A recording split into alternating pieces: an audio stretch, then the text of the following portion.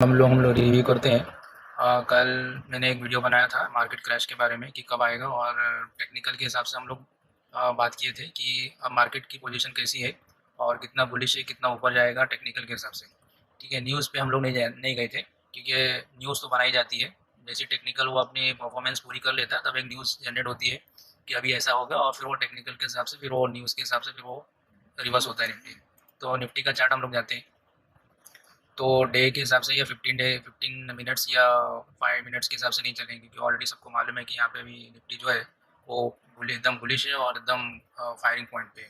ठीक है, तो हम लोग ईयर के हिसाब से चेक करेंगे। तो पिछले टाइम पे भी मैंने एक ट्रेंड लाइन बनाया था जो अभी मैं वापस बना देता हूँ, तो इस हिसाब से हम लोग को समझने में आसानी होगी। तो ईयर का जो सबसे हाईएस्ट पॉइंट है मैंने वहाँ से एक टचअप लिया है, और मैंने एक ट्रेंड लाइन बनाया है, और ये ट्रेंड लाइन जाता है यहाँ पे। ठीक है, तो परसों के हिसाब से मैंने एक ट्रेंड लाइन बनाया था, कल एक वीडियो डाला था कि परसों का सीन कैसा है। तो परसों जो है वो अपना निफ्टी ना यहाँ पे था। ओके, तो मैंने कहा था कि कम से कम ये 100 सवा 100 पॉइंट ऊपर जाएगा।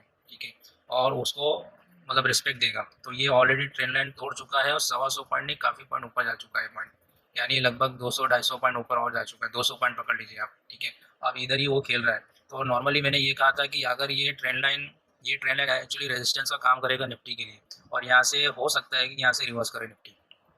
बस निफ्टी यहाँ से रिवर्स नहीं किया और इसने ये ट्रेंड लाइन को तोड़ दिया और यही रेजिस्टेंस को भी तोड़ दिया। ठीक है, फिर दूसरा, अब ये तो कंफर्म हो गया कि अब मार्केट ये ट्रेंड लाइन को फॉलो नहीं कर रहा है। ठीक है, तो अब मैंने दूसरा रीज़न भी एक दिया था जो हम लोग सिंपल आर एस आई पकड़ेंगे।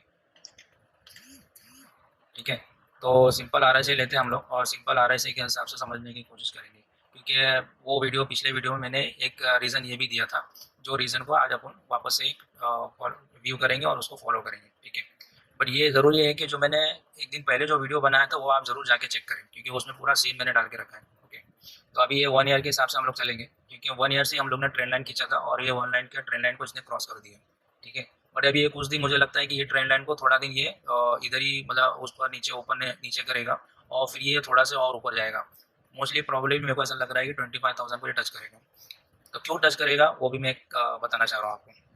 ठीक है, तो अभी देखिए आप, ये हम लोग ने ट्रेंड लाइन कहाँ से खींचा था, साल के एकदम स्टार्टिंग में कि जो पीक पॉइंट था हमारा निफ्टी का, वहाँ से हम लोग ने लाइन खींचा था, ट्रेंड लाइन खींचा था, और अब तक का जो हमारा जो निफ्टी है वहाँ से वहाँ तक हम लोग ने खींचा था। तो अभी हमारा निफ्टी जो है वो ट्रेंड लाइन के ऊपर है, मतलब ईयर के जो सबसे स्टार्टिंग में जितना हाईएस्ट पॉइंट था, अभी हमारा ईयर के सब आखिर में जो है सबसे ऊपर पॉइंट पे है अभी हमारा निफ्टी। ठीक है, ये ट्रेंड लाइन कहता है।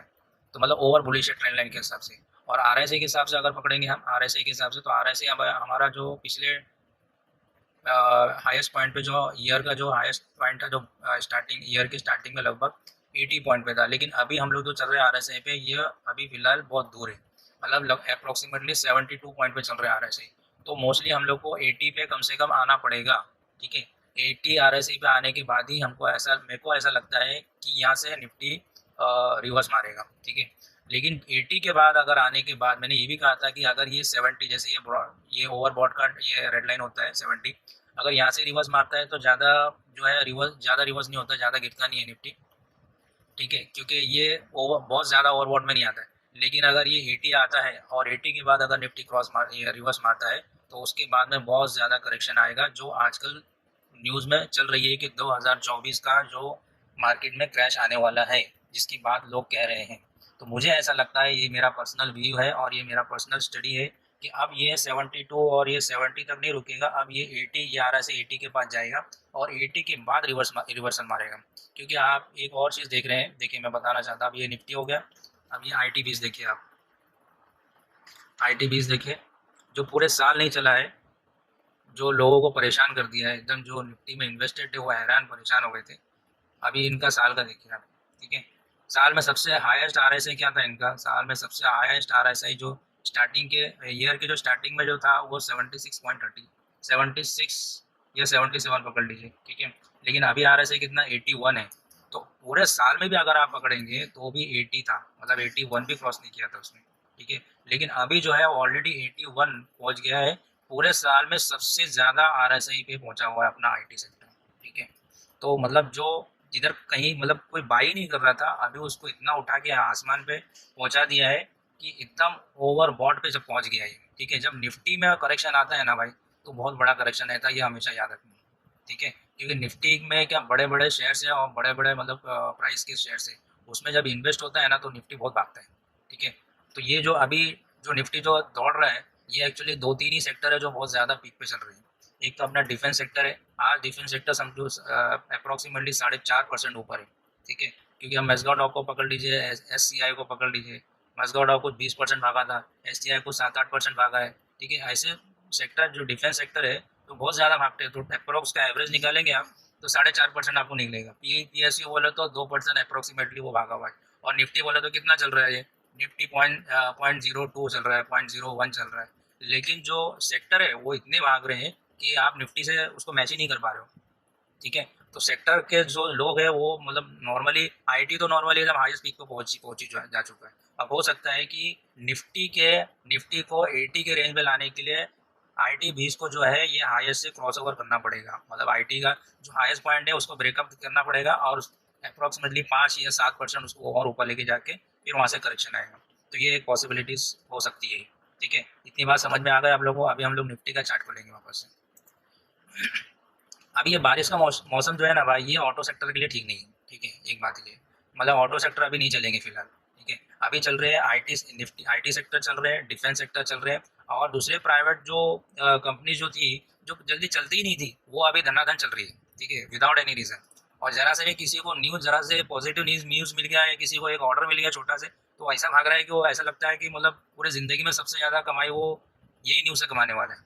ठीक है, तो ऐसे थोड़ा सेफ रहे, क्योंकि अभी निफ्टी को एकदम पीक पे लेके जाना है और फिर वहाँ से एक बड़ा करेक्शन लाना है, तो इतना पैसा तो पंप करना ही पड़ेगा, क्योंकि जब बड़ा करेक्शन लाने के लिए बड़ा पैसा डालना पड़ेगा, क्योंकि पंप जितना होगा उतना ही फिर ड्रिल होएगा उसके अंदर। ठीक है, तो ये आप लोग सेफ साइड होके चले, और जिसने भी अपना पोर्टफोलियो अभी तक होल्ड करके रखा है तो वो बहुत नसीब वाला है। तो 80 का इंतजार करें, RSI 80 तक मोस्टली मेरे हिसाब से जो है RSI 80 तक निफ्टी को जाना ही होगा। ठीक है, ये मेरा पर्सनल स्टडी है, मेरा पर्सनल व्यू है। ठीक है, जो भी आपके पास स्टॉक है वो थोड़ा ऊपर नीचे होंगे, लेकिन इन मतलब एट द एंड जो है वो थोड़ा RSI 80 तक आते आते इनको कम से कम अपना पोर्टफोलियो में 4-5% और इनको गेन मिल सकता है। ठीक है, बाकी मैंने मेरा जो स्टडी था मैंने आप लोगों के साथ में शेयर किया, और अगर आप लोगों को मेरा स्टडी अच्छा लगा या आप लोग को और कोई इसके अलावा कोई और न्यूज़ है आपके पास तो आप मेरे साथ शेयर कर सकते हैं। देखिए, न्यूज़ तो बहुत सारी है, US के बारे में, फाइनेंशियल के बारे में, रिसेशन के बारे में, और कोई वायरस आया उसके बारे में। बट ये सब जो न्यूज़ है, जब ये कब काम करती है, जब एक टेक्निकल पीक पॉइंट स्टॉक या निफ्टी जो है जब अपने पीक पॉइंट पर पहुंच जाता है, तब ये सारी न्यूज़ काम करती है, जितनी भी नेगेटिव न्यूज़ है। ठीक है, और जब तक ये पीक पॉइंट पे अपना पहुंचेगा नहीं तब तक ये कोई भी नेगेटिव न्यूज़ इसको काम नहीं करेगी। ठीक है, जब निफ्टी फॉल करता है ना तब बोलते हैं कि यार ये न्यूज़ आ गई, वो न्यूज़ आ गई। तो न्यूज़ तो हमेशा चलती रहती है, जब तक मार्केट पॉजिटिव रहता है ना तब तक कोई भी नेगेटिव न्यूज़ का ना इसको असर नहीं करता है। ये बात याद रखना। तो टेक्निकल मार्केट को का टेक्निकल समझना स्टॉक का टेक्निकल से ज़्यादा ज़रूरी है। ठीक है, अभी ऐसे ऐसे शेयर भी चल रहे हैं जो कभी कोई पूछता भी नहीं था उनको। ठीक है, जो अच्छे शेयर्स हैं जो चल चुके हैं, अब उसमें थोड़ी थोड़ी हल्की हल्की जो है प्रॉफिट बुकिंग हो रही है। बट अभी एग्जैक्टली मतलब इतना ज़्यादा नहीं हो रहा है कि मतलब एक करेक्शन को हम करेक्शन का वर्ड उसमें इस्तेमाल कर सकें। थोड़ा सा करेक्शन आ रहा है, फिर और 2% करेक्शन आ रहा है तो 2.5% ऊपर जा रहा है। ठीक है, फिर 2.5 या 3% नीचे आ रहा है तो फिर 2% ऊपर जा रहा है, ये ऐसे फ्लो हो रहा है। और PSU तो इतने भाग रहे हैं कि मतलब कोई इनकी रेस का जो है ना कि हम लोग इसका मीटर ही रख नहीं सकते कि ऐसे भाग रहे हैं PSU स्टॉक। जरा से भी न्यूज़ आ रही है बस भाग रहे हैं बस। तो मतलब ये तो एक्चुअली न्यूज़ का कितना इफेक्ट है जब इनके रिजल्ट आते हैं तब मालूम पड़ता है। ठीक है, हाँ, डिफेंस डिफेंस स्टॉक तो मैं समझ सकता हूँ, डिफेंस में जो है ना अच्छी डिफेंस सेक्टर की जो कंपनी है वो अच्छी कमाई कर रही है, क्योंकि डिफेंस में कैसा है ना, एक बड़ा भी और एक नॉर्मल ऑर्डर भी मिल जाता है तो काफ़ी मतलब उनकी मार्जिन का फर्क पड़ जाता है। और आजकल क्या पूरे वर्ल्ड में वॉर का सिस्टम चल रहा है, हर जगह वॉर वॉर वॉर चल रहा है, तो हर कंट्री यही चाह रही है कि मेरा डिफेंस सेक्टर मतलब आगे बढ़े, आगे रहे करके। अब हर कोई अपना एक डिफेंस सेक्टर का डिपार्टमेंट या सेक्टर अपनी खुद की कंट्री में रखना चाहता है। ठीक है, तो डिफेंस सेक्टर वैसे ही हमेशा ही हॉट रहने वाले हैं। बट ये IT सेक्टर जो अभी भागा है, ये मोस्टली मेरे को लगता है कि ये 1-2 महीने की कहानी है, फिर उसके बाद में जो रिवर्स मारेगा फिर वो पूरे साल भर नहीं चलेगा। मेरे को ऐसा लगता है, ये मेरा पर्सनल व्यू है।